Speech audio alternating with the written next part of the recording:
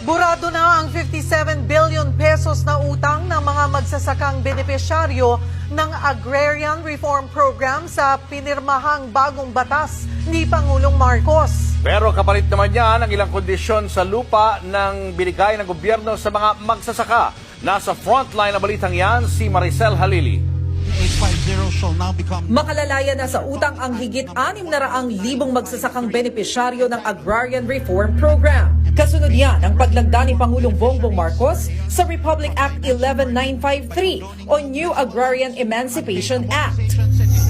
Parang ni-recreate pa ni PBBM ang pagpirma ng kanyang amang si dating Pangulong Ferdinand Marcos Sr. sa Presidential Decree No. 27 noong 1972 kung saan inabswelto rin sa utang ang mga magsasaka. Sa ilalim ng bagong batas, hindi na pababayaran sa mga magsasaka ang amortization o buwan ng hulog sa lupa, pati na interes at surcharge. Base sa umiiral na batas, obligadong hulugan ng Agrarian Reform beneficiaries ang mga lupang ibinigay sa kanila kasama ang interes ng hindi lalagpas na 30 taon. 57.65 billion pesos sana ang kikitain ng gobyerno mula rito. Pero inabswelto na rito ang mga magsasaka. Unang ipinangako ni Pangulong Marcos ang pagsusulong ng agrarian reform sa kanyang unang State of the Nation address nung nakaraang taon. Ang katotohanan talaga, pwede natin ang tawagin na dormant receivable ito. Dahil alam naman namin, walang kakayahan ang mga magsasaka na bayaran itong napakalaking utang na ito. Hindi itinanggi ng Malacanang na may ibang magsasakang napipilitang magbenta ng lupa pagkabigay sa kanila ng titulo. Pagka basta titulo lang ang binigay mo at wala nang ibang suporta, mangyayari talaga, wala naman, hindi naman nila maisaka, mangungutang na naman sila. Pero paliwanag ng Department of Agrarian Reform sa mga benepisyaryo, bawal munang ibenta ang lupa sa loob ng 10 taon. Pag nalaman po ng Agrarian Reform na kanilang ibinenta ang lupa nila na hindi pa lumalampas ang 10 taon, babawiin po ng pamahalaan at ibibigay natin sa ibang beneficiary. Tila nabunutan ng tinik ang 76 anyos na si Mang Loreto nang mapasa kamay na niya ang titulo.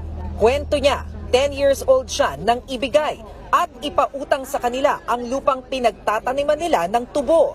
Yun nga lang, hindi nila ito kinayang bayaran at nalubog lang sila sa utang.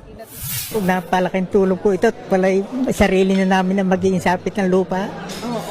Kaya malaking bagay na sa aming pangkabuhayan. Ganito rin ang kwento ng 70 anyos na si Nanay Lorena na kinatandaan na ang utang sa palayan nila sa Nueva Ecija. Mahirap ma'am kasi magsasaka kami, wala kaming pundo, inuutang ang ginagastos. Pagtitiyak naman ng Department of Finance, hindi kawalan sa gobyerno ang 57.56 billion pesos na palalagpasing utang ng mga magsasaka. Hindi po kasama ito sa computation. So wala pong impacto sana. And it will benefit, as mentioned by the President, many agrarian reform beneficiaries. Pag nagtapatakbo pa kayo ng gobyerno, hindi lang po efficiency yung inyong iniisip, social justice din po kasama dyan. So this will fall under social justice.